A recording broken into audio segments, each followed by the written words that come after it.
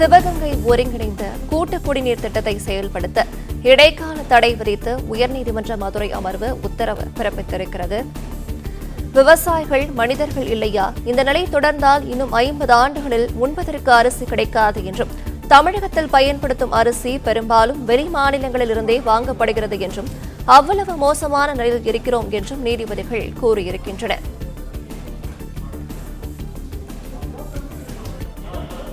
வழக்கு தொடர்பாக தமிழ்நாடு குடிநீர் வழங்கல் வாரிய செயலர், தலைமை பொறியாளர், கரூர் மாவட்ட ஆட்சியர் பதில் மனு தாக்கல் செய்ய உத்தரவு பிறப்பிக்கப்பட்டிருக்கிறது.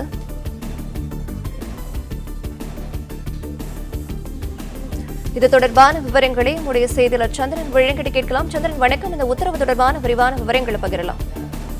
வணக்கம். சிவகங்கை ஒருங்கிணைந்த கூட்டு குடிநீர் திட்டத்தை செயல்படுத்த இடைக்கால தடை விதித்து உயர்ந்த மதுரை அமர்வு உத்தரவிட்டுள்ளது. விவசாயிகள் மனிதர்கள் இல்லையா? இந்நிலை தொடர்ந்தால் இன்னும் 50 ஆண்டுகள் இங்கு உண்பதற்கு அரிசி கிடைக்காது என மதுரை அமர் நீதிபதிகள் வேதனை தெரிவித்துள்ளனர்.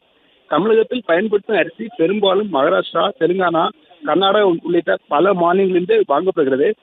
அவ்வளவு மோசமான நிலையில் இருக்கிறது என நீதிபதிகள் வேதனை தெரிவித்துள்ளனர். வழக்கு தொடர்பாக தமிழ்நாடு குடிநீர் வாரிய துறையின் செயலாளர் தலைமை பொறியாளர் பதிலளிப்பு உத்தரவிட்டு வழக்கு விசாரணை ஒத்திவைக்கப்பட்டுள்ளது. கரூர் மாவட்டம் உமையாள்புரத்தில் மற்றொரு காவிரி ஆற்றின் குறுக்கே தடுப்பணை சட்ட கோரிய வழக்கில் இந்த உத்தரவு பிறப்பிக்கப்பட்டுள்ளது. திருச்சியை சேர்ந்த மக்கள் நல ஆலோசனை மையத்தின் தலைவர் இருமாண்டி என மதுரை அமர் பொதுமக்கள் தாக்கல் செய்தார். அதில் மேட்டூர் அணையிலிருந்து வெளியாகும் காவிரி நீர் ஈரோடு, கரூர் மாவட்டத்தின் ஒரு பகுதி, திருச்சி மற்றும் தஞ்சாவூர் மாவட்டங்களில் பாய்கிறது. காவிரி ஆட்சியை நம்பி திருச்சி, தஞ்சை, திருவாரூர், கரூர் மாவட்டங்கள் 1 லட்சம் ஹெக்டேர் பரப்பில் விவசாயம் செய்யப்பட்டு வருகிறது. இந்த மாவட்டங்களை சேர்ந்த மக்களின் குடிநீர் தேவை பூர்த்தி செய்ய ஆதாரமும் காவிரி நீர் உள்ளது.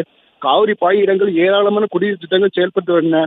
காவிரி ஆற்றின் குறுக்கே நாளொன்றுக்கு 60 மில்லியன் லிட்டர் தண்ணீர் திருச்சி மாவட்டத்தில் மட்டுமே பயன்படுத்தப்படுகிறது. இதுபோல் பல்வேறு திட்டங்கள் தண்ணீரை எடுப்பது, மணல் அள்ளுவது போன்றவற்றால் நிலத்தடி நீர்மட்டம் சென்று விட்டது. இதனால் காவிரி ஆற்றை நம்பியுள்ள விவசாயிகள் பாதிக்கப்படுகின்றனர். கடந்த 2020ஆம் ஆண்டு ஏப்ரல் மாதம் சிவகங்கை கூட்டு குடிநீர் எனும் திட்டத்தின் கீழ் காவிரி ஆற்றில் இருந்து சிவகங்கை மாவட்டத்தில் குடிநீர் கொண்டு செல்லும் பணிகள் தொடங்கியது. இதற்கென காவிரி ஆற்றில் எடுக்கப்படும் நிலையில் கரூர் மாவட்டம் உமையாள்புரம் 60 பகுதியில் தடுப்பணை கட்டுமாறு மனு அளித்தோம். தடுப்பணை கட்டவில்லை இந்த திட்டத்தை செயல்படுத்த என கோரியிருந்தார். இந்த வழக்கு இன்று நீதிபதிகள் சுப்பிரமணியம், விக்டோரியா கௌரி அமர்வு முன்பாக விசாரணைக்கு வந்தது. அப்பொழுது அரசு தரப்பில் தடுப்பணை கட்டுவதற்கான நடவடிக்கை எடுக்கப்பட்டு வருகிறது. இத்திட்டத்துக்கு இடைக்கால தடை விதித்தால் ஏராளமான மக்கள் பாதிப்புடன் தெரிவிக்கப்பட்டது. அதற்கு நீதிபதிகள், விவசாயிகள் மனிதர்கள் இல்லையா? இந்த நிலை தொடர்ந்தால் இன்னும் 50 ஆண்டுகள் இங்கு உண்பதற்கு அரிசி கிடைக்காது. தமிழகத்தில் பயன்படுத்த அரிசி பெரும்பாலும் புறமாநிலங்களிலிருந்து வருகிறது என கூறி வழக்கு விசாரணையை ஒத்திவைத்துள்ளனர்.